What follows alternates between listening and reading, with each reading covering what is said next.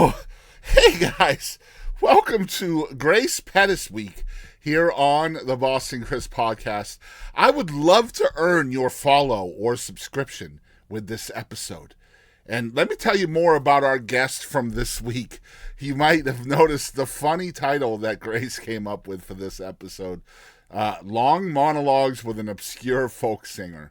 Oh, man, what a great conversation. So funny. And let me tell you more about Grace. Grace's music is described as a little bit of folk, a little bit of country Americana, and a whole lot of soul. Grace is the winner of many of the nation's most prestigious songwriting contests, grants, and residencies, including NPR's Mountain Stage New Song Contest, the Buddy Holly Educational Foundation, and the Helene Wurlitzer Foundation of New Mexico. Grace's songs have been recorded by other esteemed artists, including Sarah Hickman and Ruthie Foster, with 3 co-writes on Foster's Grammy-nominated album Healing Time. Grace was an official showcasing artist at South by Southwest and Folk Alliance International last year in 2024. She has independently released 3 acclaimed records and signed with Empress Records in 2020. Her debut record on Empress, Working Woman, was produced by lauded singer-songwriter, or is that lauded? Let's go with lauded. Singer-songwriter Mary Bragg, mixed by 2-time Grammy Award winner Shani Gandhi, and featured an all-female non-binary band and creative credits. Guest contributions came from the Indigo Girls, Ruthie Foster, Dar Williams, and other luminaries. And Grace's much-anticipated sophomore release from Empress Records, we talk about a lot in this episode. It's called Down to the Letter, which captures the Nashville-based singer-songwriter at the peak of her songwriting powers, chronicling the end of a marriage and the reclamation of self after betrayal, codependency, and loss with heartbreaking detail. The lyrics deftly toe the line between personal pain and universal catharsis. Guys, we are so excited to get into it with the one and only Grace Pettis, all the way from France today. That's right. So cool to get to chat with Grace, one of my favorite singer-songwriters of any genre, and one of my favorite records as well, Down to the Letter. I hope you guys really check it out, and let's get into it without further ado with the one and only Miss Grace Pettis.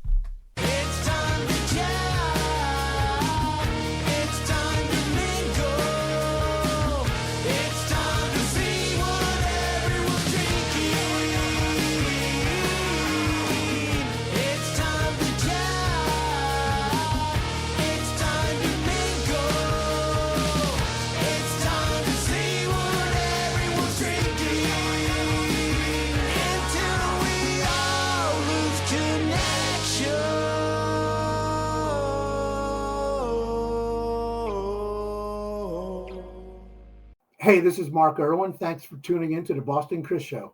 Guys, it's Grace Pettis Week here on the Boston Chris Podcast, and one of my favorite singer-songwriters anywhere on the planet, and she's calling in from France today. She's in France. I'm in East Texas. We made the timing work, so it's, 7 a.m. or 7 p.m. where you're at, right? 7 p.m. Right. Yeah. Yeah, so, and it's noontime here, so we have about a 7-hour difference, and typically I don't do interviews this early, but in order to make it happen so she didn't have to be up at like midnight, it just worked out best this way. Cool. So the first one I wanted to chat about is called Landon. Can you tell us a little bit about this song? Yeah, that's one that I'm really proud of, maybe the most proud of out of all of my songs, and I wrote it for a really good friend of mine who was a best friend in high school, who came out as gay right after we graduated. And by come out, I mean that he like made a few phone calls and told a couple people. And I was on that list. And at the time, this is like mid 2000s, like mid to late 2000s.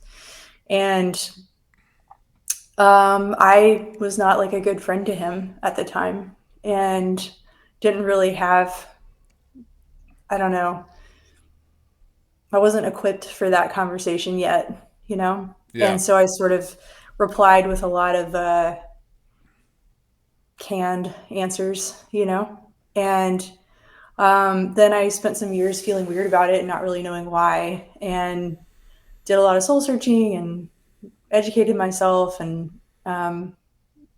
ended up coming to completely the other side of things on that. And so the song was written for him, like just as an apology, and then also just as a way to try to, I don't know, explain sort of, or reconnect and be close again. And because I had already apologized at that point, but I hadn't, we were so close when we were in high school, and then we were just really not after high school, as happens, Yeah. But I just wanted to, like, I don't know, I guess I just wanted to get some of that closeness back. So it was a song about just taking ownership for the ways that I had messed that up. And it was a really good healing thing for the two of us, just in our friendship. And then I ended up putting it on my first record with Empress, and he did a music video for it. Like, we did a music video together that he danced in and did the choreography for. My friend Landon, that the song's about. Yeah, so it was a real cool full circle moment. And then another cool thing, which is that the Indigo Girls ended up singing on that track, which was a huge, huge deal to me. See, I did not know that either. Yeah. It's just, to me, it's such a personal song, and I wanted to include it for a couple of reasons. One, I wanted to thank you for the song. I'm a parent in the LGBT community, so I have kids. Oh, wow. Oh, that's beautiful. Some of my kids are Landon. So it was such a personal song for me, but also so many songwriters that I've chatted with will hold on to songs like this and not share them with the world because they are so personal. And so I wanted to thank you for kind of jumping that hurdle. You have Landon to thank for that, because it was a song that I really just wrote for him, like as a way to explain myself, and I wouldn't have played it out if he didn't want me to. Yeah. But he said, like, I really want you to play this. And so I was like, oh, well, crap, now I got to play it. So I started playing it, and I've now, it's been many years now, and I've played it all over the country, and I love it. All kinds of different people in every state, Do you ever look back and think, even though you reacted the wrong way, that you were still on that list of people, right? Like, you were still on. Yeah, that's the thing. Yeah, it's like, and I think that's what makes it so hard. And I'm sure you can, you have some insight into this, because not every kid is as lucky to have parents that are supportive when they come out. And even nowadays, I mean, I think it's more sort of normalized in television and popular culture, but where I come from is the Deep South, and it's different down there. And also, I think it's kind of the same everywhere in terms of some communities, like the trans community in particular. And there's just a lot of people in America that have had to choose between all the people that love them, or that they love, and living authentic lives. And it's such an impossible choice. It's an impossible choice. Yeah. And that's why if you really empathize with those people, you'll understand that it is not a choice. It's just who they are, right? And that's... Well, yeah, I think if anybody has the courage to, like, if anybody puts you on their list, their phone call list of, like, the few people that get the call, just a wow, metaphorically speaking, to like reveal some part of themselves that's scary to talk about, or reveal whatever it is. Maybe they have an addiction, or maybe they're going through a divorce, or maybe they've had suicidal thoughts, or whatever. It's like, if you're on that phone call list, I think the only acceptable answer is just to say, like, I'm here and I'm listening, and thank you for trusting me with who you are, And that's and what a safe you got to place start is. there. Yeah, that's what the safe place means. It's not a metaphysical place. It's you. You are that place. You are the safe place for them. And I don't mean to compare it to some kind of illness or something, but because obviously it's not. But I mean, I just mean anything that makes you feel vulnerable in the world. Well, I mean, I think what you're talking about is, like, everybody has their list of people. We all have our circle. We all have the people that we feel safe around. And Right. I completely understand where you're coming from, right? Like whether it's LGBT community related or not, we all have that circle of people that we trust. We all And we have all have things that, like, you know, secrets. I wouldn't even say secrets, but I would just say like that are tender, or intimate, or, Close to the heart. vulnerable, Yes. close to Yeah. the heart. Things that are Yeah. close, maybe the story of how your parent died or something. Mhm. Like there are pieces of all of us that are really intrinsic to who we are that we don't just share with everyone. Yep. And if You you're know? on that list of people, then And if you're on the that should be list, then opening your eyes. That's right. then that should be something you should understand what an honor that is. Just what a great start to the show, guys. We're gonna show you guys Landon by Grace Pettis. Y'all check it out.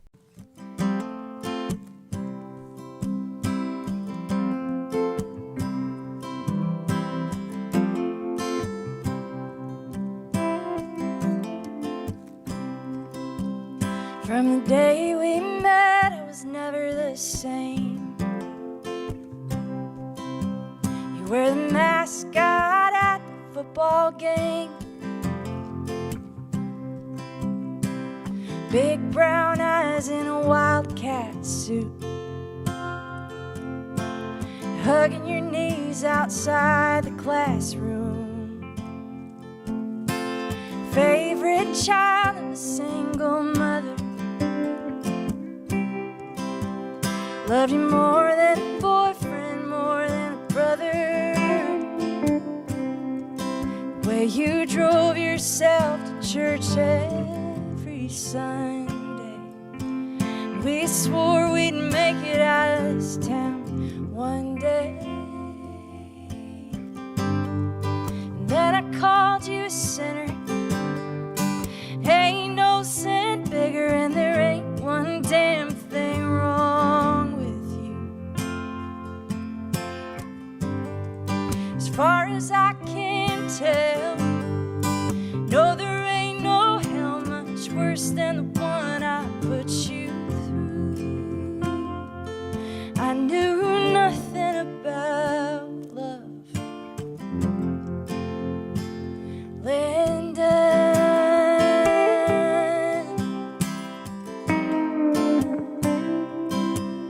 Well, you carried your cards close to your vest, and you buried your heart inside your chest, and you hid it from the ones that loved you best, 'cause you knew none of us could pass that test. And then I called you a sinner. Ain't no sin bigger, and there ain't one damn thing wrong with you. As far as I can tell, no, there ain't no hell much worse than the one we put you through. What were we so afraid of, Landon? Was afraid of that word, afraid of all I heard, afraid of that phone call. Was afraid I never knew you at all.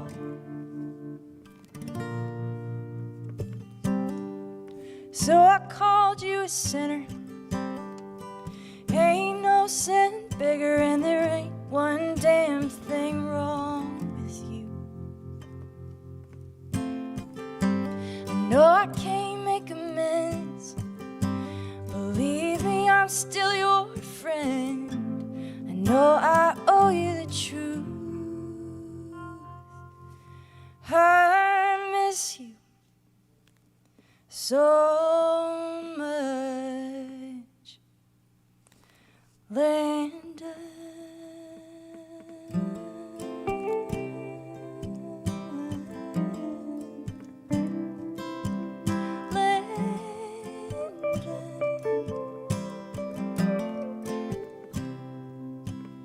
From the day we met, I was never the same. All right, so we're back. It's so funny. We chat with so many people on this show, and you'd be surprised how many have a Genesis story that involves moving a lot, right? Just all over the place. And Grace is one of those. You moved a lot as a kid, didn't you? Yeah, I like to say that change was the main constant in my Yeah. life, in my childhood. But in some ways, but like in other ways, like I had really deep roots in my father's town in Fort Payne, Alabama, because my grandparents like ran the Western Auto Store there for many years, and so I've like have roots in that town. And I went there every weekend or every other weekend and in the summers and stuff. And I grew up the other part of the time in Atlanta, Georgia, outside Yeah. Decatur, Yeah. which is why it was such a big deal to get the Indigo Girls, one of many reasons. Yeah. Because they were gods to me growing up, and in Decatur is where they're from. But that, I was going back and forth just even within like being stationary in these two places, like every other weekend, I was back and forth. It was the minivan hostage exchange thing, like the divorced kid thing, millennial thing. Yeah. And so, yeah. And then both of my parents also, in addition to that, both of my parents travel all the time. So like my mom is like, she's a really respected scholar and professor. And so she was always jet setting, going to different conferences and things all over the world. And my dad was like a traveling troubadour and tours most of the year and just like in his van. And so, yeah, like, I think just like that, I wasn't like privileged in the sense that like I had a Mercedes or something, but I was privileged in the sense that like I grew up with a good understanding of the scope of the world and with two literate parents who read a lot, listened to a lot, and made me aware of like, the wider I love world. that you can look back and see that as the privilege it was. It's such a right? privilege. Yeah, Such because a privilege. lot of And people I'd would honestly feel prefer different. it to having money. Yeah. I think, yeah. A I lot had of people I would had feel two different parents. because, like, for Yeah. me, like, I grew up in the same town and never left that town. It was Brockton, Massachusetts. Now, we moved around from place to place in that town, but it was always the same little city. And I didn't get out of there until I was an adult, went into the military, and the rest is history. Now I'm in Texas. So, but yeah, I would not have looked at that life as a privilege as a kid, kind of going all over the place. But as an adult, I can see that as being wanderlust and romantic and all of those things. And I mean, you're a prolific tourer now too. You're a troubadour yourself. So I can see, looking back, kind of the genesis of that and how it ended up impacting you as an adult. You mentioned your dad's a troubadour; he's a songwriter. Your mom is a scholar. How do those kind of ingredients make up Grace now? Well, I like to think I had some weird essential other ingredient, Yeah. ingredient X. The Powerpuff Girls reference for anybody out there, Yep. my generation. But no, I guess like I think the thing that they have in common is that they're both big lovers of like words, Mm-hmm. So my mom is a poetry scholar, my dad is a poet of sorts, that was the genesis of them. And then they split up pretty soon after getting together, but all three of the kids that they had, and then I have a half brother as well, through my stepmom, but the three of us, my older brother and my younger brother and I, are all musicians. We all love words, we all love music, and we got that from both of our parents. Our parents both had this mutual love of words and music. Yeah, and you mentioned divorce at a young age. Is music kind of helping you through that as well? Is that an escape for you? Absolutely. Yeah. I think it was for all three of us, probably, in different ways. But yeah, for me, definitely. I listen to a lot of like R&B and hip hop and jazz. I love that. Yeah, I really like to like divas and singers, people with like women That with big doesn't voices. surprise me based on the new Yeah. record. Yeah, yeah. Thank you. Yeah. And so that was a big part of my musical DNA growing up in Atlanta. And then in Alabama, it was more, well, and also in Atlanta, because my mom was a big folk music fan too. Both my parents are. So I listened to a lot of writers, Yeah. and Indigo Girls are my mom's favorite band. Grew up with them, listening to them. But then the older stuff too, like Joni Mitchell and, that generation also, Joan Baez and all that. So, you know, having a dad who's a folk singer, I grew up with the folk thing. Mm-hmm. And then in Alabama, I got a lot of the country stuff, but I really didn't get into that until later.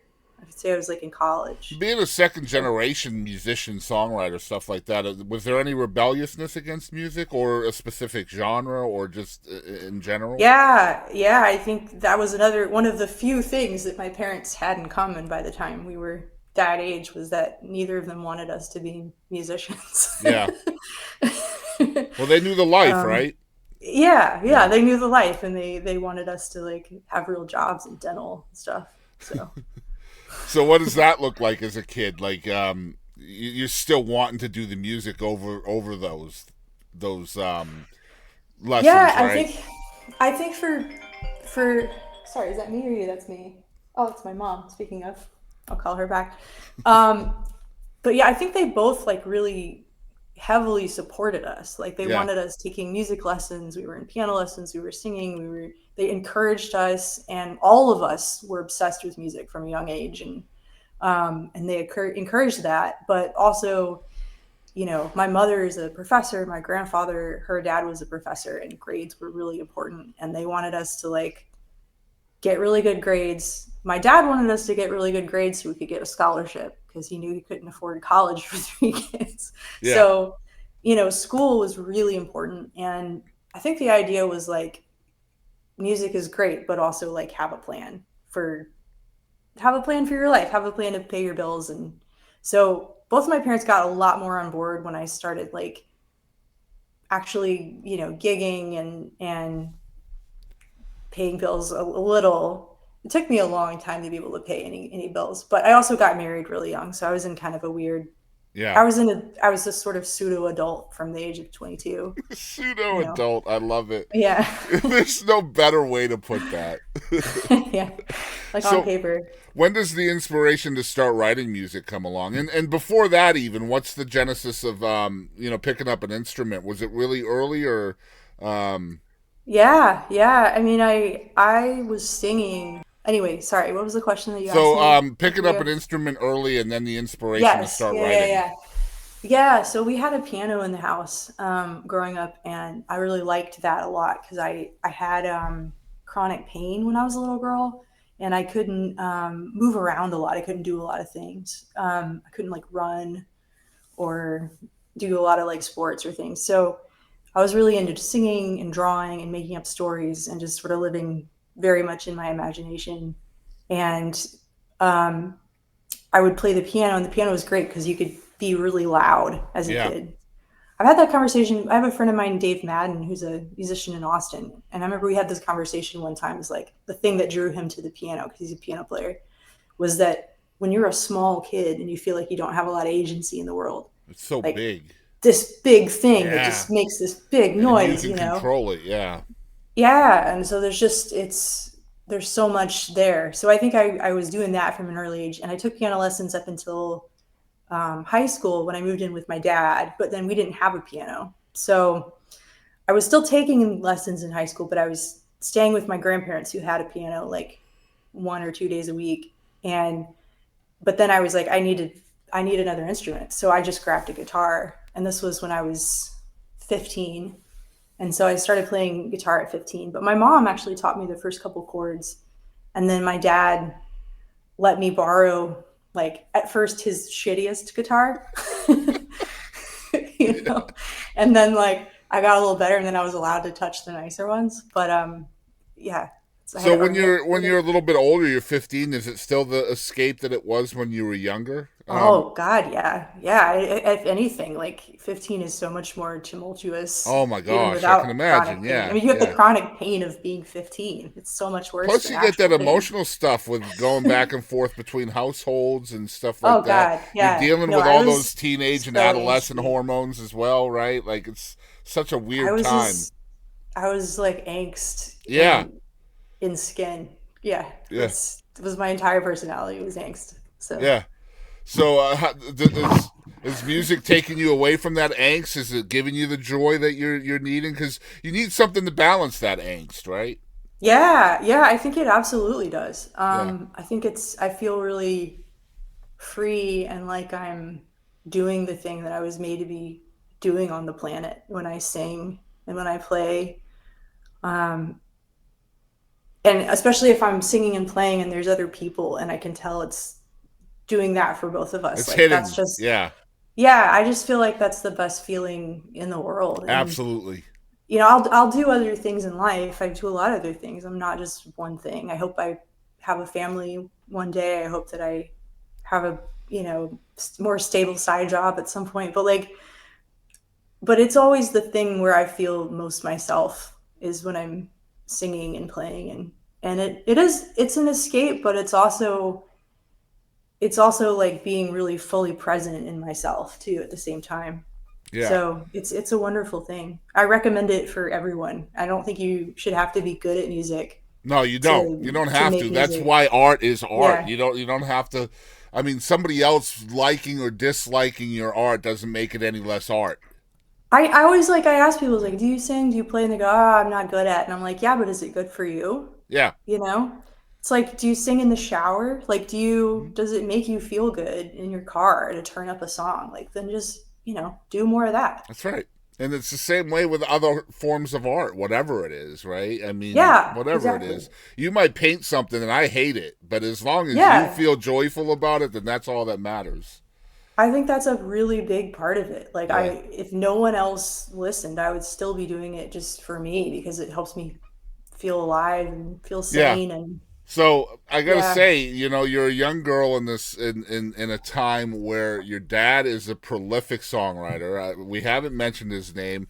You're the daughter of Pierce Pettis, who is just an incredible folk singer, songwriter, all of the above. Then your brothers are both musicians. They're both passionate about it. And here you are, a young girl in that household. Is there some competition from you as well? Like, are you competing with the guys in your house? oh yeah, I mean, in my own mind, absolutely. Like, not in actuality, but like I think we're all just really weird people and we're really individual and all of our music is really different. So I wouldn't say we necessarily like competed. But I definitely felt like it was a high bar. Like I definitely felt intimidated. Well, see, that's what I mean. Like internally, like maybe you're not competing outwardly, but like internally, I'm going to do better than that. Wow, what a great song he wrote! I'm going to do better than that.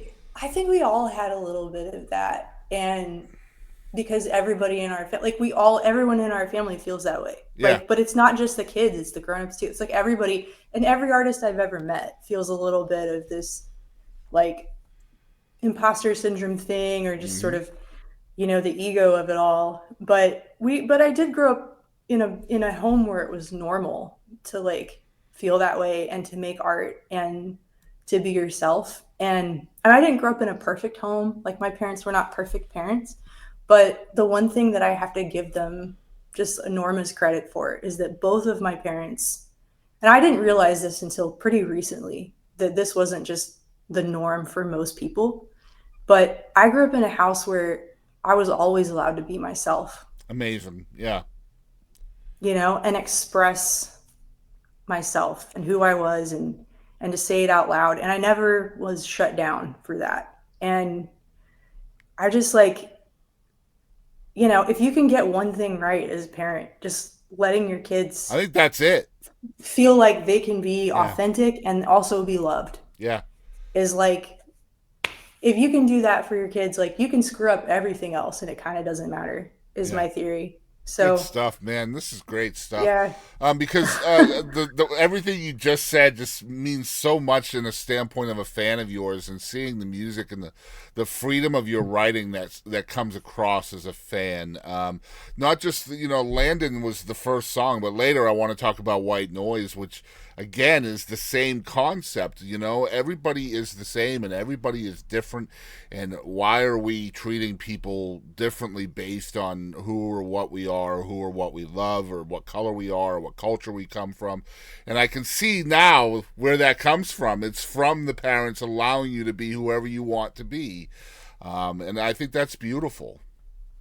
Yeah, I really, you know, and I think there's a lot of like really good parents and good people out there that maybe just get this wrong for various reasons. Like, maybe culturally it's just like a family that doesn't talk about what's going on inside or their Yeah. feelings or the ways that, you know, you differentiate from everybody else in the family. But like my parents really got that right. And I think it's because both of them are such weirdos, you Yeah. know, they're both like such weird artsy people that like we were allowed to be weird artsy kids. And that was always normal. Yeah. And it was like, And it's I such didn't an have easy to be like my situation brothers, for the you know? opposite to happen, right? Because Yeah. I mean, they got divorced. The kids were very, very little, so I mean, they could have really fumbled that. And Well, and don't get me wrong, I got all kinds of baggage. Like I'm in therapy sure. with everybody. Oh, you I'm know? sure, yeah. I got all But I mean, kinds at of the end of the baggage, day, even but through all your baggage, you understand and you can look back at the good yeah, things of it, and that you were happy with the way. yeah. Like I feel like that's, you know, and everybody's parents, like everybody screws up their kids somehow. Like that's Yeah, just of part of the deal. course. But I think that my parents, I'm really grateful that they knew how to do that because I think it's just a thing that maybe not everybody Yeah. understands why that's important, and it's so important. I love that. So, I did ask a question earlier. It hasn't been answered yet. So I'm going to ask again. What was the inspiration to start writing? Because I feel like there's different Oh, transitions to a I musician. You pick wouldn't. up an instrument, then you start writing at some point if you want to, right? So what's that Yeah, look yeah, like? yeah. So I feel like there's inspiration every single day and has been my entire life. And it's less about that for me and it's more about it's just like a reflex to like being alive. Hmm. So I was writing songs from before I could write them down. I was singing. I would walk around the house as like a 2-year-old just singing constantly. Hmm. And making up songs about whatever as like just narrating, you know, with song like in a really literal way, but like which is still kind of how I write. Like I'm a pretty literal I writer. see But it. I'm just Yeah. like, yeah, like, oh, I'm singing, I'm walking to the kitchen and I'm singing that. That was just like all day I would just walk around as a child just singing to myself. And even when I like had all the chronic pain stuff, I was just a little singing child my entire childhood and just making up stories, making up songs. And then at some point I learned how to write. So I just started writing them down. And then I was filling up notebooks. And because my mom was a writer, because my dad was a songwriter, that was normal, you know? So I think I just have never not been doing those things. And just, I've always been making stuff. I've always been writing it down and singing and telling stories. And I So it think it's sounds just, almost like a coping tool. yeah, it's definitely like a coping tool, and it's also just kind of like it's a reflex. It's like when the doctor like hits your knee with the little hammer. It's just It's an incredible way to put it. Yeah. like it's like I kind of can't even help it. Like it's almost compulsive at this point. It's just it's a way that I've existed my entire life. So like all the times when I was in college that I was in class or in my shitty job, you know, I was writing songs on receipt paper. I'm writing songs on math homework. Like I'm just never not writing songs all the time. I love this so much.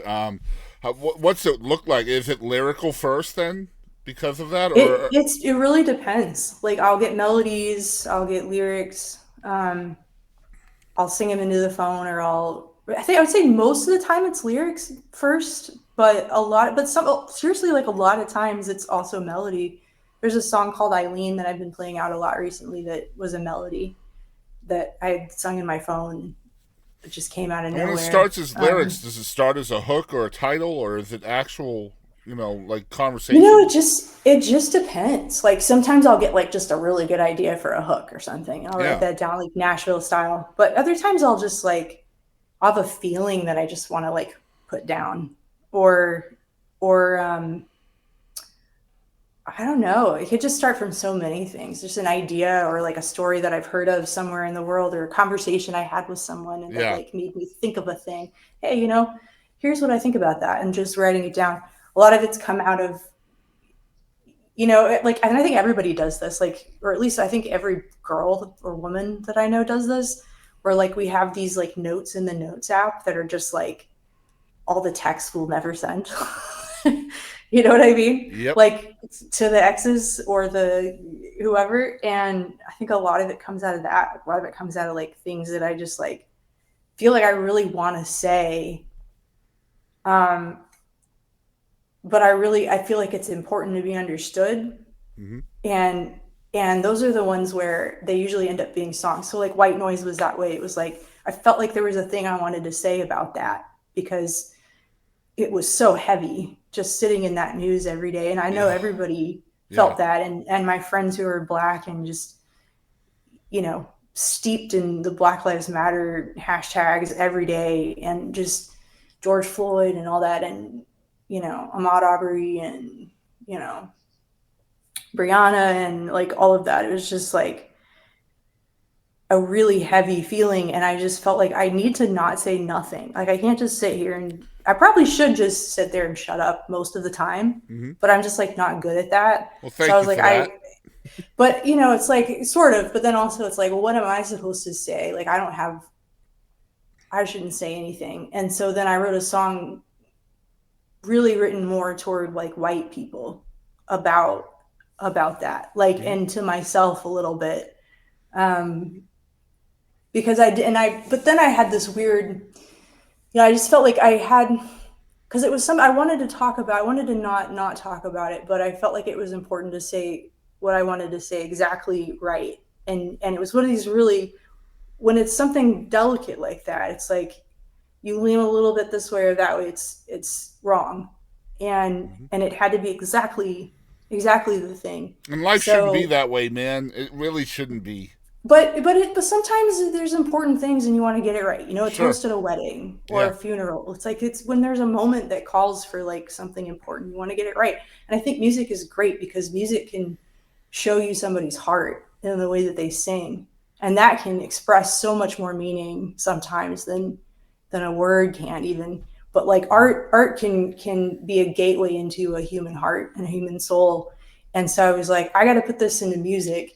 But then it was like, well, what do I do with this? Because I don't want to make money off of it.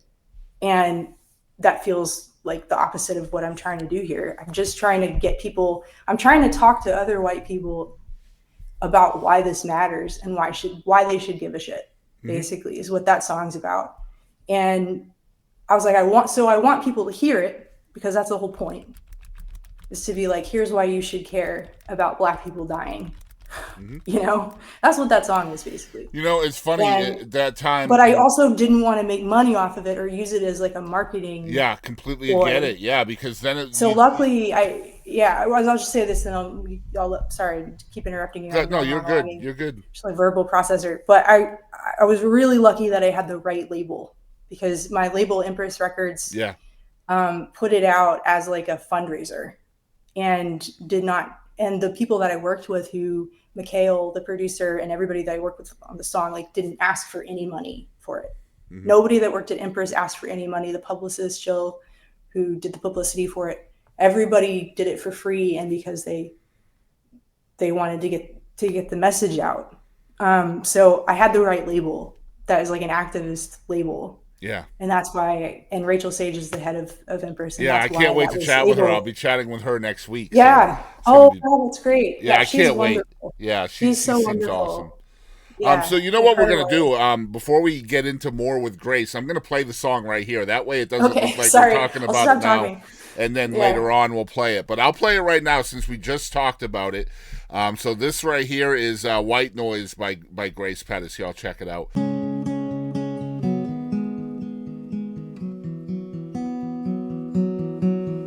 99 white sheep safe in the herd, one black sheep lost, we don't say a word. But God's looking down on his child on the pavement, leaves a 99 behind for the one that needs saving. Can't say that you love your neighbor, can't say that you love me, can't say all lives matter. If you can't breathe, say his name. If you use your voice, and don't just add to the white noise.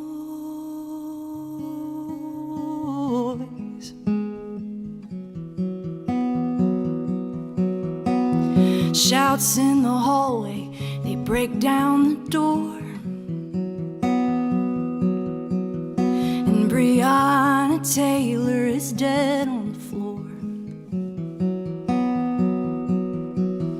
And she could have been a nurse if she hadn't been another one.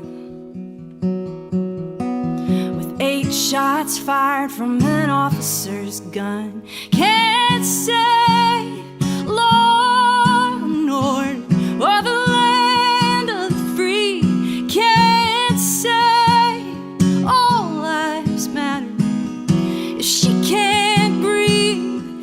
Say her name if you use your voice, and don't just add to the white noise. What have you done? Where is your brother? Ahmad and Eric, Trayvon and George. What have you done? Where is your brother? Not one more, not one more. Can't say law and order or the land of the free. Can't say all lives matter if they can't breathe. Say their names if you use your voice, and don't just add to the white noise.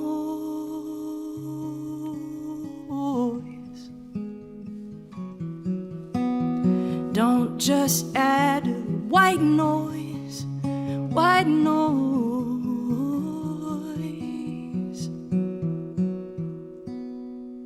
All right, so we are back. I just wanted to say, number one, that's very smart in making sure that nobody can say, oh, here's some white girl trying to make money off of our situation or whatever. Like, you're being... Well, it's yes, I didn't want someone to be able to say that, but also I just like didn't want to do that because Right. that felt really icky. Sure. You know? Yeah. Like, that just is not a And thing let's be that I honest, wanna do. it is kind of icky. It is kind of It's super icky. Yeah. And you see it all the time. Like every major corporation in Black History Month is like making Yeah, a it's buck such off of it. man. And It's I can see what you gross. mean by like just making sure it's Yeah. in the it's you done gotta thread right. that needle, man. Yeah. It's like, yeah, because it's Because like you want people to know where you stand and that it affects you you. want people to know where you stand, and you also want to like talk to your people and be like, because a lot of my people in the Deep South, in Georgia and Alabama, Yep. like are racist as hell Mm-hmm. and believe all the nonsense about, you know, rioting or whatever. I mean, I saw it all over Facebook. People, I won't even say who, but like people that I really thought better of. I saw memes, really racist shit. Yep. And it was like for a second, we all had that collective empathy when George Floyd died, when we all watched that on our phones. For a second. It's like watching the Twin Towers go down. For a second, we were all together in that, in horror. And then the second passed, and then it became a football, like everything else. Mm-hmm. And people wanted to just not look at it or not talk about it anymore or say, oh, it's just the woke left or whatever. And I know that's, I don't know. I just knew it's not like I don't have to write a song for Black people about white noise and Black Lives Matter because, you know, they understand this already. They're It's already this, out there, but, yeah. Yeah, but for all of those people that I grew up with and around who don't understand why that was like a really horrible, horrific thing and why it was really important that we give a shit about people's lives, you know, I just felt like, so I wrote it from the perspective of like the Bible and, you know, and some other, and sort of a nursery rhyme kind of way to be like, almost like Emperor's New Clothes kind of, to be like, hey, this is a thing that even a kid can understand. Like a child can understand this, like, and to just really put it in people's faces. Like that was what I want. And then, and when I say people, I mean myself. Yeah. I started. No, I get it. Because and yeah. those and that time it was such a transcendental time for America and the world, and personally speaking, that's when I learned what white privilege really was, right? Like I didn't understand it from the concept of the other side, right? I never looked through somebody else's eyes at what white privilege was. I always thought it meant that because I was white, I was guaranteed to be able to have more money, right? I always looked at white privilege, the word privilege, as a financial thing, a monetary thing, and it really isn't, right? No. And it took a songwriter. And I'm going to give him his props here, Stephen Prigmore. I don't know if you've heard of Stephen Prigmore. I haven't, no. But please look him up. He's amazing. He put out this entire series of things where, like, every day he was posting something that was white privilege. And it just blew my mind. Stuff like if you ever got pulled over by a cop and you didn't fear for your life during that entire stop, that is white privilege. And I was like, all of these things, I was like, oh my gosh, I completely had this wrong. Like, this has nothing to do with money. It has nothing to do with finances. If you can trace your lineage or your entrance into this country back to a choice, that is white privilege. Yeah, right. If you can trace it back at all, that's white privilege. Because I have a lot of friends that, like, you know, that those genealogy apps stop after a certain generation, you know, because so like he posted all of those things and it just really opened my eyes. And that was the change in my inner turmoil over Black Lives Matter and me starting to understand what that meant. And that's beautiful, man.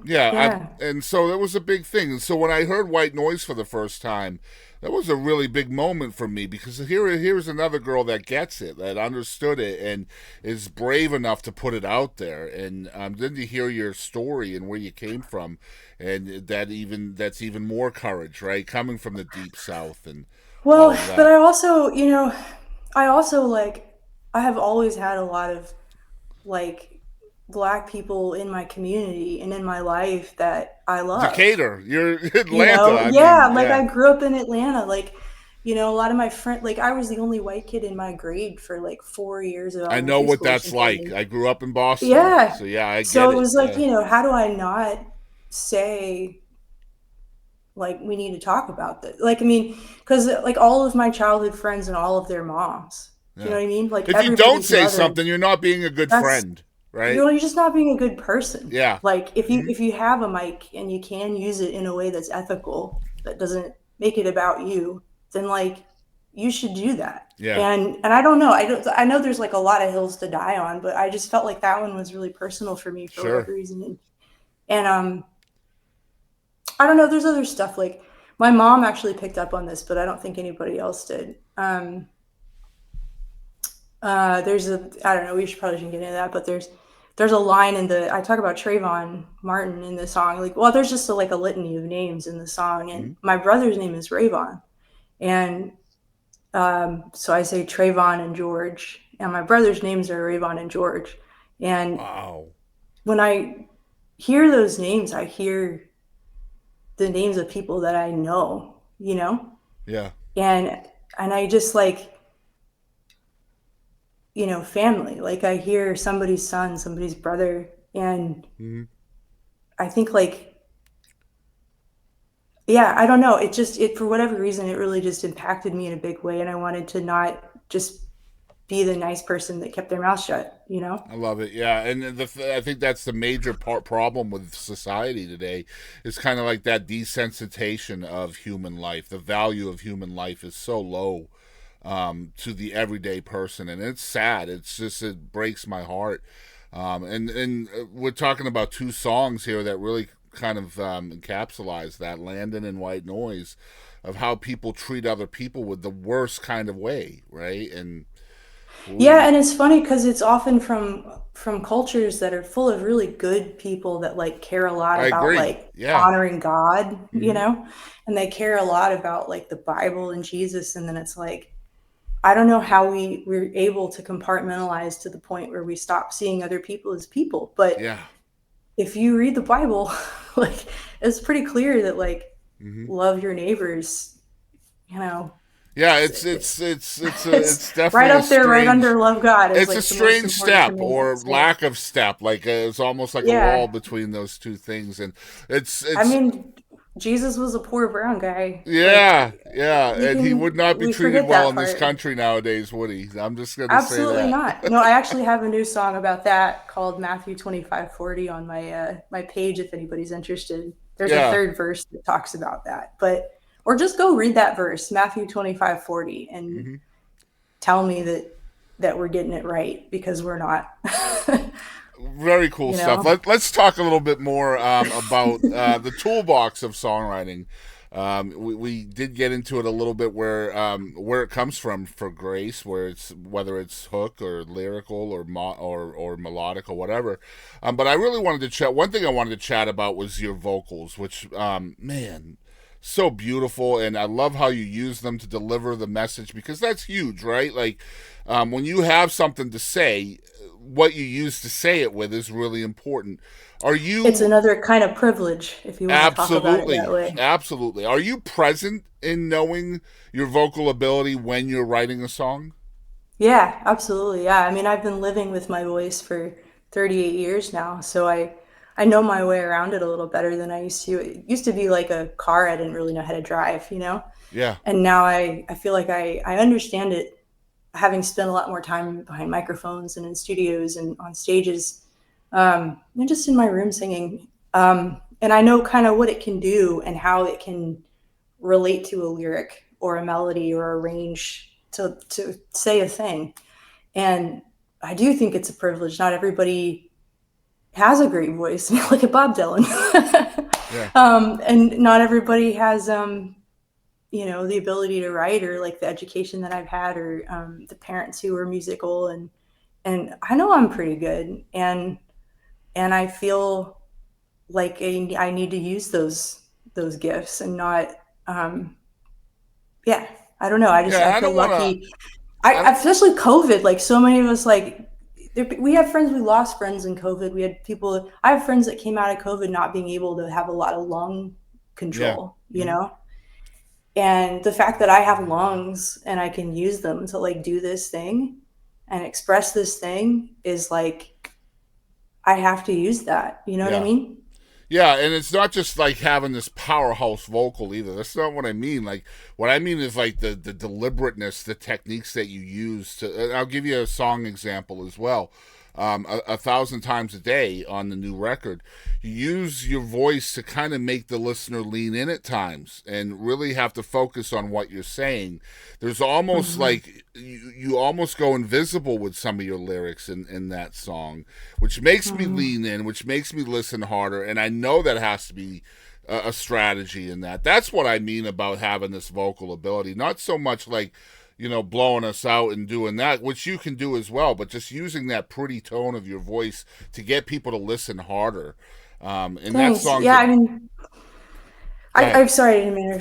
Sorry. Yeah, no, I think there definitely was a strategy in it. And like, we definitely, in the studio, Mary Bragg is a producer on that record, and she's a phenomenal producer of voices and a phenomenal singer herself. And we definitely had strategy thinking about, what kind of a tone do we want to take, like with this song.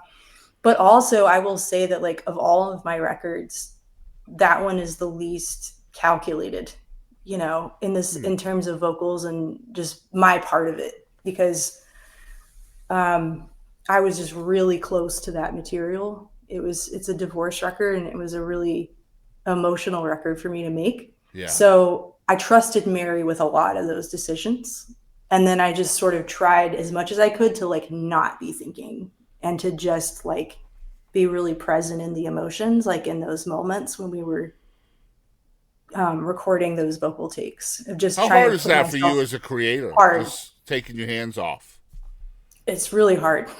Really, really hard. I can't even let you get a word out. Like I You're want good. my hands in everything. Yeah, I'm I love controlling your shit, and like, it's hard for me to take my hands off the wheel, and I have to really trust somebody, especially if it's something personal like that means so much to me. Like, I have to really trust. So I was lucky that Mary was available and affordable enough still that I could get her to do it. And she did a really wonderful job, but it's hard. And it was hard emotional work for me. Like, it's every vocal take was like a therapy session. So I just left every session just emotionally exhausted from feeling all those things so intensely for hours on end, Well, the first thing I'm going to say is, as a consumer of this record and listener, my advice to people out there is do not listen to this record for the first time in your car in the middle of the night at like 2:30 in the morning, because you're going to get a completely different vibe from it. That was my first listen, Grace, okay? And Oh, no. just sitting in the car. I deliver food on the side, and I've been... Oh, yeah, I do that sometimes. Yeah, I've been doing a lot of DoorDash lately because Christmas, Totally. and buying stuff for the grandkids. So, and it works out because my research is music. What was that? Is it also because, the shit economy that we're all living in? Absolutely.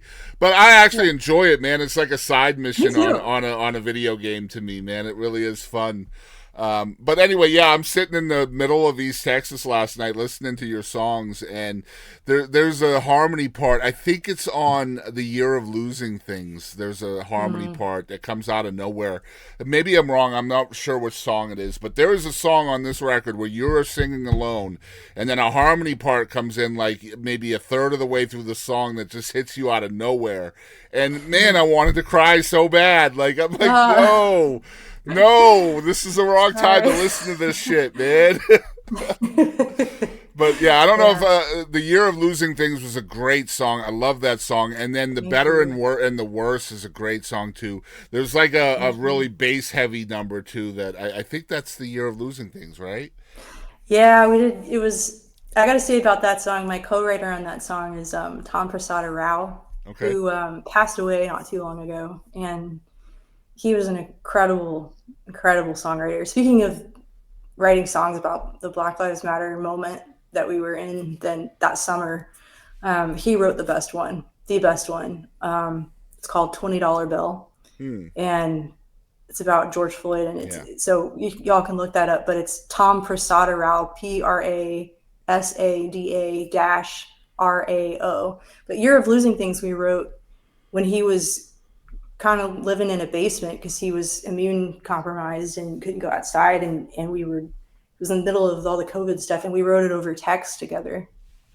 Wow. Just talking about the moment, Just the things you can lose that you don't realize, man. It was the things you take for granted. So I was wondering, did you guys just come up with a list of things you can lose? Yeah. Well, it started because we were really all into Facebook back then. I don't know if you remember this, but like everybody was on Facebook, and so I was like, I don't know, some post, and I was commenting on it and saying like, yeah, this has just really turned into the year of losing things for me. And he replied and he goes, you should write that song. Yes. And then I was like, you should write it with me. And then I didn't give him a chance to answer, and I just started texting him lyrics because I knew if he might say no, I knew but I was like, if I just don't take the fish off the hook, right? Exactly, because no songwriter's gonna turn it down if you start sending them lyrics. So I started sending him list lyrics, like losing time, losing sleep, losing, and then he would reply back like losing this, losing that, losing this, and we just kind of back and forth, and then he sends me this, voice memo like, hey, what do you think of this little melody? And I'm like, hey, what do you think of this? And we just wrote it that way. Yeah. Oh, so cool, man. Yeah, and that's my that's how the show started. Is my wife and I were at a show, and we can't even remember who it was, but I heard a lyric and I was like, I wonder what she meant by that. And she's like, my wife says, you should ask her. And here we are 600 some odd episodes later, I get to ask. But yeah, that's what I'm hearing. Losing time, losing my soul, losing sleep, losing patience. I'm like, this sounds like a list song. Like they came up with all of this stuff and now they're tying everything together. Yeah. So cool. Good stuff. I wanted to talk about evolution as well because we've got about 13 years of content now from Grace Pettis. He started in 2012 with Two Birds. I started earlier than that. I started 2009. I had first release was 2012, record. Right? No, my first eponymous album was Grace Pettis. Came out in 2009. It was produced by Billy Crockett. It was made at Blue Rock. And for some reason, it's not on Spotify. I think it just when I was on CD Baby or something back in the day, I never got it on there. I need to figure out a way to get it on there. But I made a record when I was. So that's 15 years 21. then. So yeah. Same question though. What's the evolution in you're looking at it now in a reflective state? from 2009 to 2024 is down to the letter. Like, how have you evolved as a recording artist? Well, hopefully I've gotten better. She said hopefully. She don't know.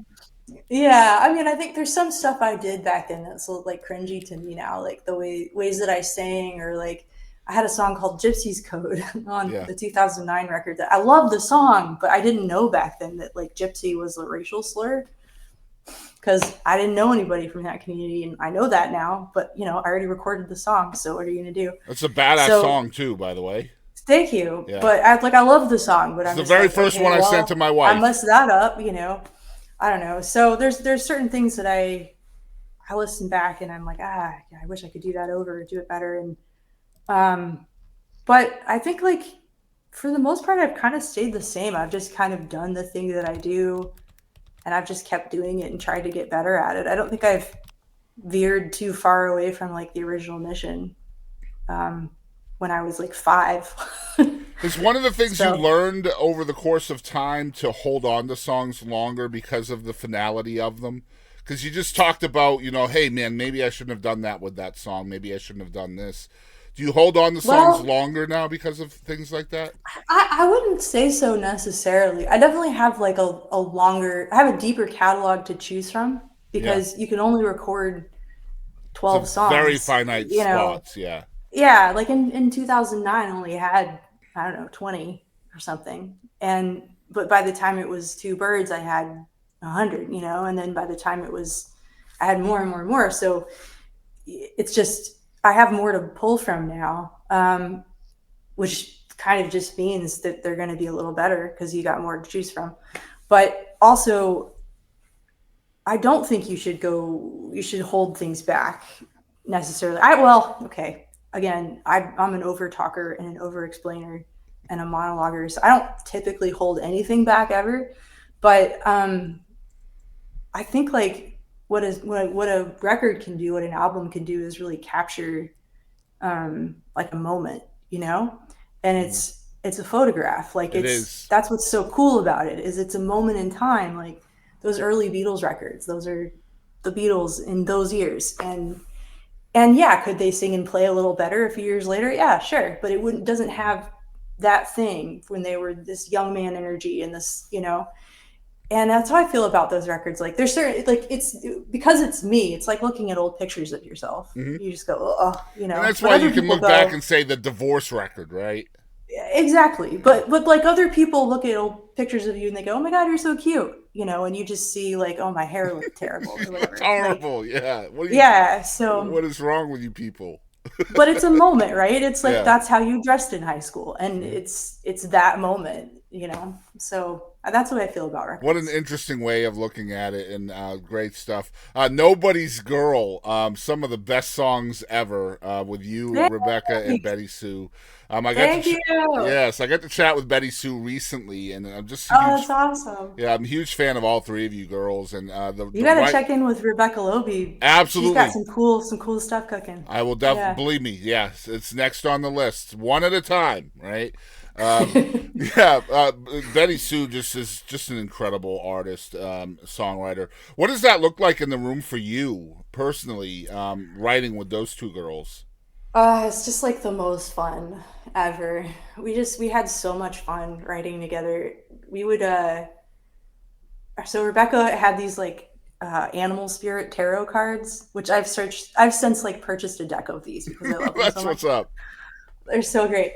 And so we would all pull like an animal card, and then we would just be like, do I feel like a dolphin today? And just sort of get in touch with like, it was like a tool of self-reflection and like a way to check in as humans. And she just has that kind of human touch. And I use them all the time when I tour with people, when I record, when I collaborate. I like to use them as a way to kind of have a human moment with people. Yeah. But so we would do that. And then BettySoo would make us all tea, because a lot of times we were at her house.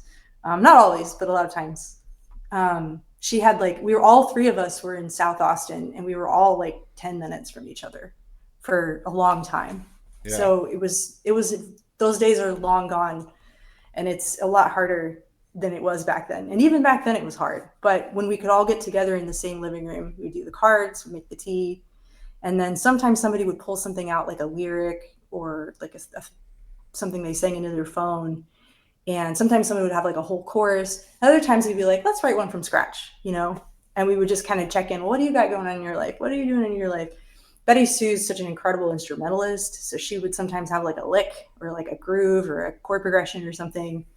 And then we used to call it the triple distilled thing because a lyric did not survive unless it went through all three filters and so that was both like you could nerd out and really go deep and have a lot of fun as a writer. But also like sometimes it was excruciating because sometimes we'd spend hours just on one line, you know, three perfectionists, right? Yeah. And we all but we held each other accountable too. Like we didn't let each other off the hook because we knew we could do better. Like sometimes there'd be a line and I'd be like, yeah, it's fine. It's great. And I'd like try to sell them on it, you know, and somebody would be like, I think we can beat that, you know, like it's fine, but I think we could. So we'd have to go back and we did crazy stuff. Like sometimes we shuffled around entire sections of songs. Sometimes we rewrote entire verses like the day we recorded it. Like there was just like, we were just three crazy ADHD brains on overdrive as songwriters in that band. And we made it so much harder for ourselves for no reason, just because we like wanted to. Like within songs, we would change who was singing lead. And like in one song, I'd be singing the lower third. Another song, I'd be singing like an upper fifth or something. And, you know, or within parts of song, we'd trade off instruments and stuff. Like we made it so hard just because it was fun. Like it was just fun. And we nerded out over it. We need a reunion. Yeah, I know. It's one of these things where it's like, it's quite the production. And everybody's so busy. Everybody's really busy. Yeah. And that's a good thing. Like we've all got really cool solo stuff going on. Everybody's making cool records and touring and, you know, and we're just cheering each other on. And we really are friends. Like we're actual friends. Yeah. So we were texting all the time and I love to see that. I wouldn't want to get in the way of any kind of momentum happening there. And I think they all feel the same way. And, but you know, like if we had an opportunity where it made sense, I would be down, but it just, you know, a gig has to pay 3 times as much. Yeah. And everything else has to go on hold, right? Like, and everything else has to go on hold. And we got to rehearse up all those crazy harmonies and shit. Like that takes weeks to do, you know? Yep. I understand. Plus we have to plan. I'm still calling for it, though. You just play one show. You got to play a whole tour to make it affordable with the travel and rent the minivan. And like, you know, it's a lot. It's a lot to do. But I'll tell you what, you guys out there, you nobody's girls fans out there, comment down below. We want a reunion. Make them. Well, I will say, I'll tell you this. Definitely check out BettySoo. Definitely check out Rebecca Loebe. That's Loebe, because they both have cool solo stuff that's either just come out or coming out soon. And they're both on tour. And also, the other thing I'll tell you is that I have recently moved in with 2 of my other best songwriter friends, Natalie Price and Rachel Lavin. And because we're spending so much time together anyway, we have been talking a lot about doing a songwriter trio, and a collaborative tour. And we're calling that like the Tex Pats. So, because we all moved to Nashville from Texas. So that's maybe in the works for next year. If you got to get your trio fixed, it's going to be a completely different band probably, but it'll be fun and it'll have some of that Texas trio. All right, very cool. Awesome stuff. So last thing I want to talk about before we go off the rails with you is you have a podcast on Star Trek. Yep. So you're a Trekkie. I am a Trekkie, but it's definitely been dormant for a little while because I started it during like lockdown and when I had a lot of free time, and then you know, the world kicked back into gear and I was touring and working like 2 or 3 side jobs as we've discussed, and I just like haven't had time to it's tough to find time to do stuff like that. So I just, if I could ever carve out the time, like maybe if I don't know someday I would love to get back into it, but I would need to outsource a lot of the editing and the research, because the research would take me hours. And people don't realize how much goes into this stuff, man. They really don't. They think it's just sitting here chatting with Grace for an hour and that's all it is. But it's not. I wish it was just that. But yeah, you got to do the research. You can't ask a question, for example. I can't ask Grace something that doesn't make sense, because then I look like an idiot, right? Yeah, you've obviously like read a lot of bios coming into this, and like articles and whatever. And yeah, and I would do that too. I would just like, for every episode I do a deep dive, which I love, because again, nerding out and you know, hyper focus things, but niche interests, you know, very spectrum stuff. Yeah, I mean, for me, the research is just it doesn't necessarily mean I'm going to ask a question about a certain topic, but I want to be able to have a discussion based on where you go, right? And so that too. Well, and for each of my guests, I would do a lot of background research too.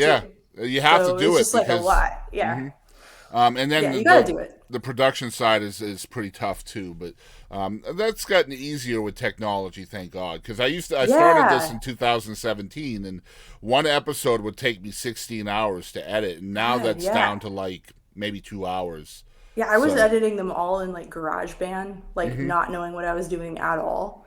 And now I feel like you can just upload it into like there's like drag and drop online. Yeah, see, I use CapCut, and I use CapCut for a lot of stuff. Yeah, I edit very little of the conversation, but you know, you still have to add the bells and whistles and the themes and the transitions and things like that. But yeah, let's so this used to be called Having Fun. I have a bunch of these little segments which usually go out on TikTok. I'm now calling this Off the Rails, because some of this is not always fun. Some of it can be deep. So we're going to start calling this Off the Rails. I'm letting people know out there, because they love the Having Fun segments. But some of these have, all of them have titles, and some of them I'm going to give you the choice between two titles, and you can try to figure out what the segment is based off the title, okay?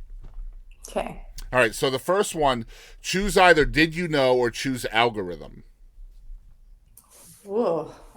Did you know? All right, so what is something people may not know about Grace Pettis? Oh. I have size 11 feet. That's what's up.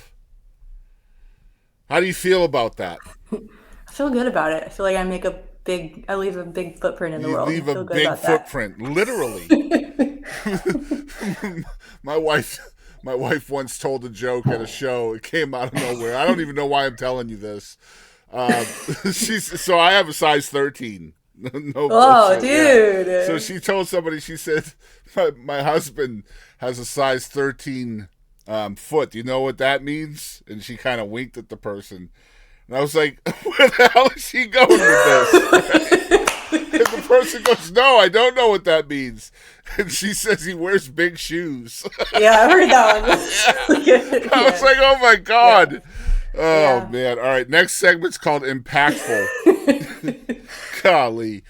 So can you name 3 people that impacted your life in some way? And then tell us the number one thing you learned from each of those people. Oh, wow. 3 people. Well, okay. I won't say my parents, because I have 4 of them. Yeah. You know, I have 2 step-parents, so that won't leave anybody out.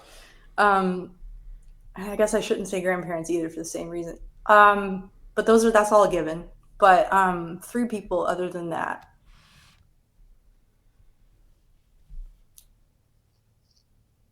My best friend growing up, Katie Herndon, who's now Katie Hand, had a big impression on my life, because I felt like I had a sister. I had all these brothers, and then she was the little girl down the street. And so we told each other secrets, and we had sleepovers, and I think that bond in girlhood is like one of the most important, strongest, most beautiful things that you have in your life. And I feel really privileged to have had that.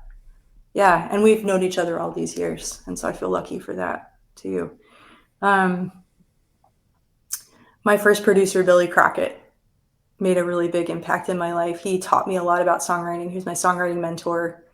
And he gave me the chance to do something that I should not have had any ability to do, which was record a really beautiful studio record, full length, at a time when I was living on ramen and living in a dorm. and he produced my first record for free. Wow. And changed my life, gave me something to sell on the road, which made it possible for me to play music, and changed my life. So let's say, so that's 2. It's really hard to narrow it down to 3. Mm-hmm. My godfather was a guy named David Gentiles. And when I first moved to Austin and I was 18, he was a youth pastor at like this little hippie church. And I met him through another friend who should be on the list, my friend Judy Sawyer, incredible friend.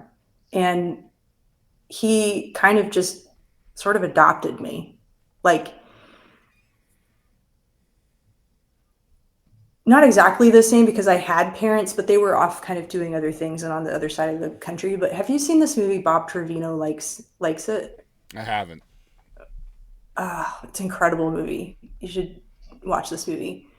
It's like John, I can never pronounce his last name, Leguizamo or something. What's that guy's? I know who you're talking about. Yeah. Incredible actor. And Barbie Ferreira, I forget names, but incredible movie. And it feels similar to that. Like he just kind of came into my life at a time when I really needed, I don't know, like direction. I guess direction and validation and affirmation and just like a father kind of figure who was really emotional and listening and, you know, just a caring guy. Yeah. Single dad of daughters. And yeah, it was just, we used to write each other these like novel length emails. I mean, mine are always longer. And he didn't mind, you know, he didn't make me feel like I was annoying. He wrote back and listened to what I had to say and made me feel important. You know, he made everybody he talked to feel like they were really important and special. And yeah, there were a couple of years there in my life where like I was really lonely in a new city and I've always been kind of a lonely person in general. And I just felt really seen and accepted. And it was a really important time in my life. And he ended up passing away right before I like got married. So I guess I was like 21. And it was really hard and it continues to be hard. But I feel like there's this special club of people that like got to know him. And we've all just become better people for having known him. Good stuff. So yeah, good stuff. I played the single dad of daughters role for a while, so I understand that all too well. I have a son as well, but yeah, I was single dad to 2 girls and a son for 8 years till I met my wife now. Anyway, next segment: choose either Mount Rushmore or choose one artist. Choose Mount Rushmore or choose one artist? Yeah, the names of the titles are either Mount Rushmore or one artist. An artist, I guess. All right, so who is one artist that you wish the whole world knew about, other than yourself? Oh, like all of my friends, all of them. I'll just start with one of them. Natalie Price. Okay. She's my best friend, and she's a wonderful songwriter, incredible artist. And part of the upcoming trio, possibly. And yeah, we're making music together, we write together, and tour together.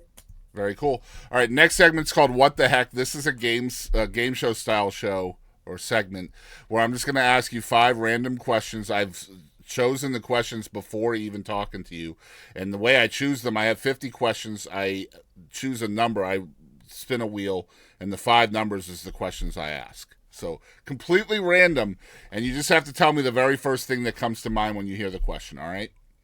Okay. All right. If 4 out of 5 people suffer from diarrhea, does that mean one person enjoy it? Yeah. You think they just enjoy the hell out of it? Like, yeah. They're eating everything possible to get that diarrhea. It's like Charmin says, you got to enjoy the go. Enjoy the go. That's why we call it What the Heck, ladies and gentlemen. All right, number 2. Why do drive-up ATMs have Braille on them?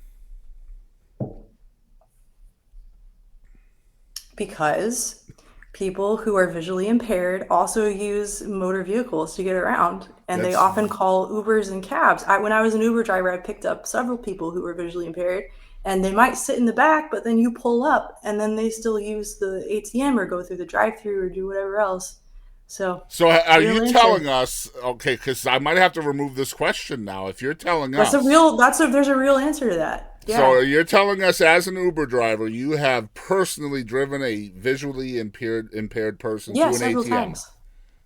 Not to an ATM, but like to other various errands. But I'm just saying, like, theoretically, like, you know, or you think about elderly people whose eyesight isn't great or whatever. It's like, you know, you still got to get around, and our entire country is built on an infrastructure of cars where we don't have reliable, affordable public transportation for people. So you have to drive everywhere. I always thought that they would walk up to the ATM, but then you can walk up to it too. Yeah, you know? but you again, they can't see. So I'm like, how could they even know it's there? And I was wondering if maybe there was like a beeping or something, but I don't think they beep either. Well, I think that like a lot of people who are visually impaired, like who walk around with the help of a guide dog or with a cane, like memorize sort of a route and then kind of know where things are, you know, because once they're identified to you, then you know where it is. And you have that memory of where, that muscle memory. But then also I think for a lot of people who like can't walk everywhere, you know, and you can't walk a lot of places, and, you know, so I think there's a lot of people that use Uber and like rides like that to get around, and I can see that being All right, number 3. Which superpower do you wish you had? Oh, I want to say to fly, because I would love to fly, but there's just like my practical brain is like, yeah, but if you could fly, you'd get shot down, you know. Like, or on the news or something, and I wouldn't want that. So I think maybe being invisible. Like, I want the Kitty Pryde thing where you can like make all of your molecules disappear. I love that. Sort of like phase. I think that would be cool. All right, what was that? Number 3, yeah. All right, so number 4, what's your favorite season?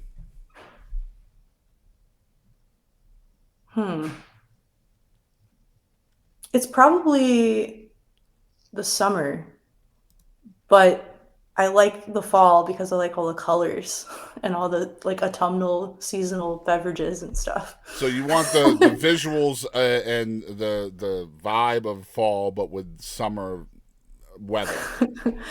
I think I want summer activities like barbecues and pools and the beach, but I love like the fall outfits. Like I like cozy sweaters and the colors like rust and you know, burgundy and like pumpkin spice everything, because I'm a white woman in my 30s. You know, so like I just want I want the impossible combination of like all the best things from the fall and all right, I don't want to wear a bikini, but I want to be at the beach. All right, I got you. All right, number 5, what are you most afraid of?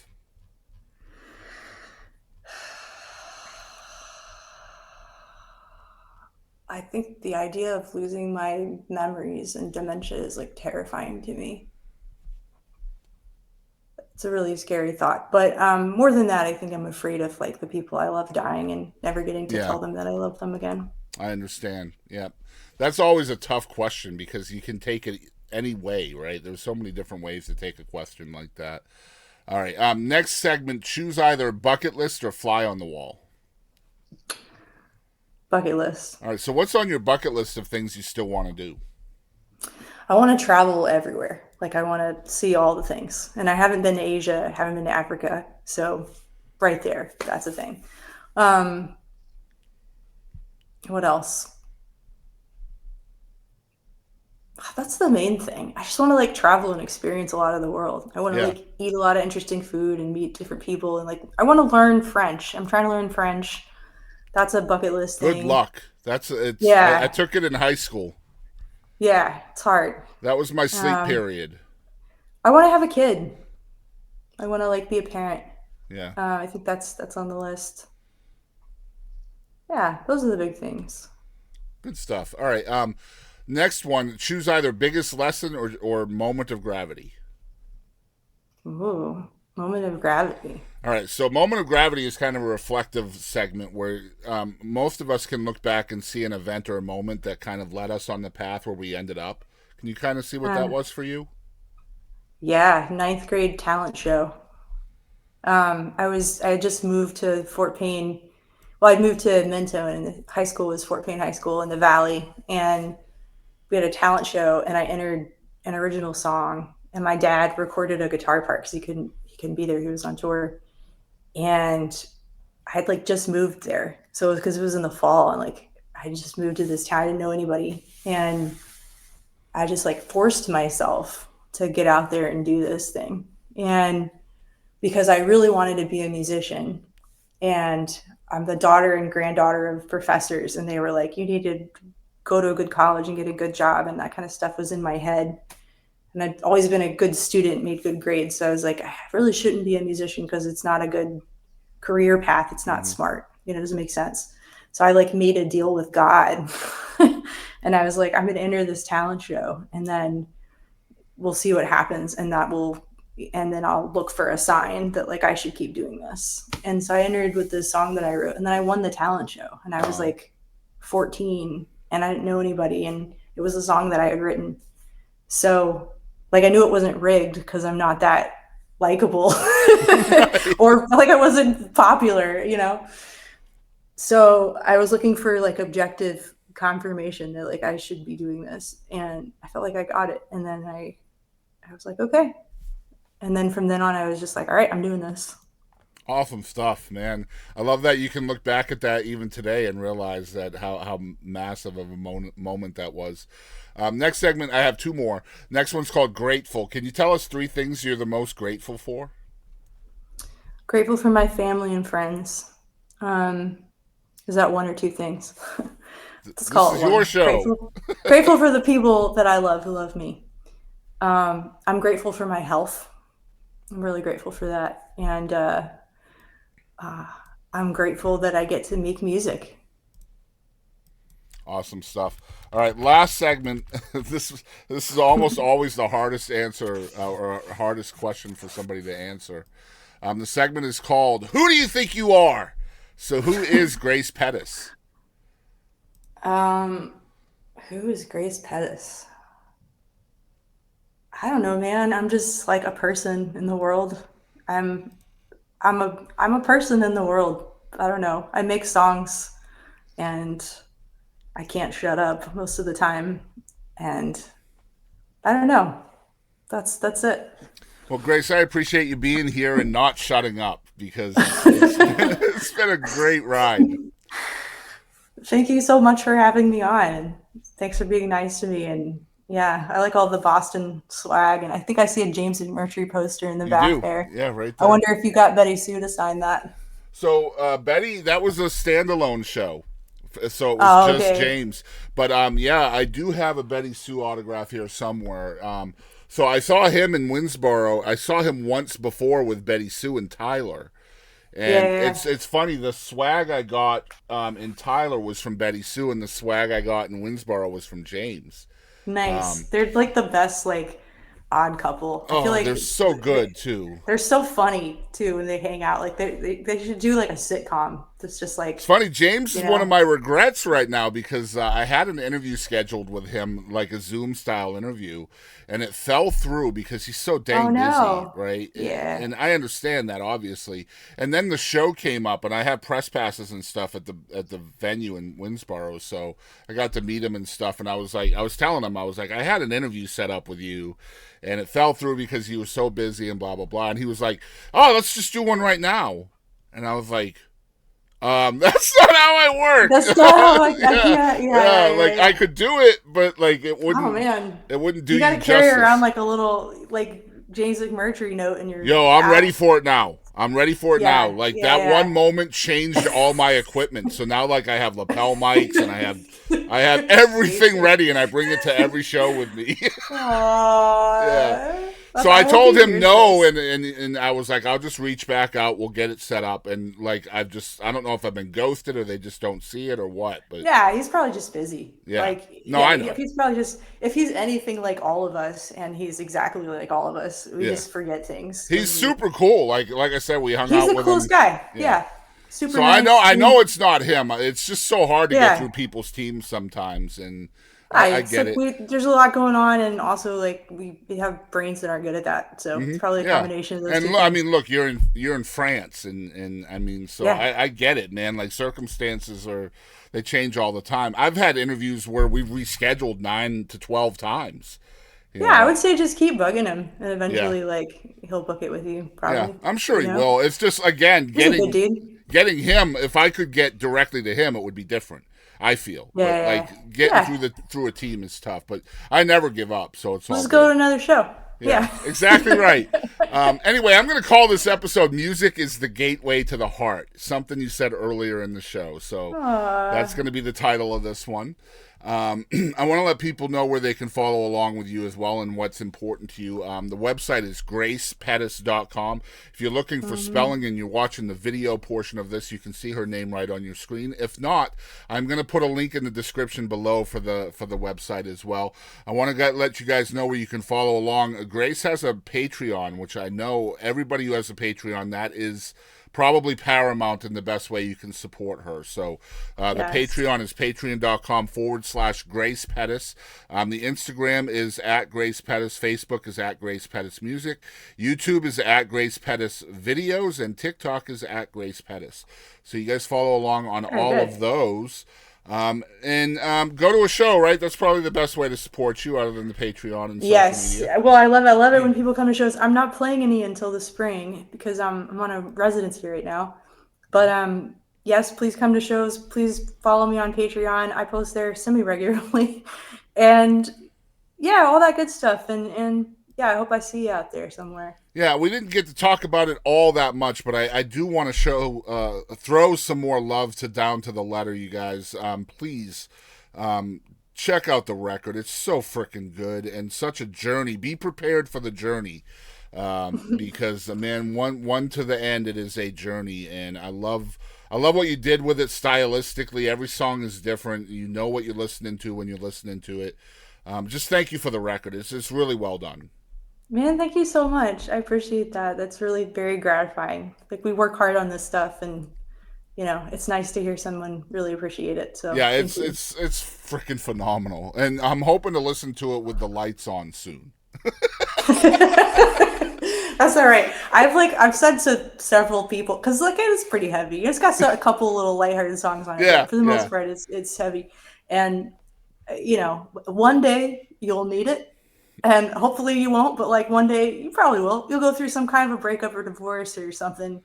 There's some addiction stuff on there. If you have a partner that's dealing with that or a family member, you might need it on a really bad day. And it's there for you when you need it on that one bad day. And if you never listen to it again, it's not going to hurt my feelings. Like, I get it. Yeah. but I hope that it's there for you on that day when you need it. It's just different songs like the better and the worst. What a great way or a different way of looking at that line for better or for worse, right? Like, you got my better, I got your worst. Like, holy crap. Like, such a genial way of putting it. Anyway, great stuff. Y'all check out the record. Spin it at least once. You'll be a better human for it. And Grace, thank you so much for doing this with us. Thank you, Chris. I appreciate it. Hey, this is BettySoo. Thanks for tuning in to the Boston Chris Show.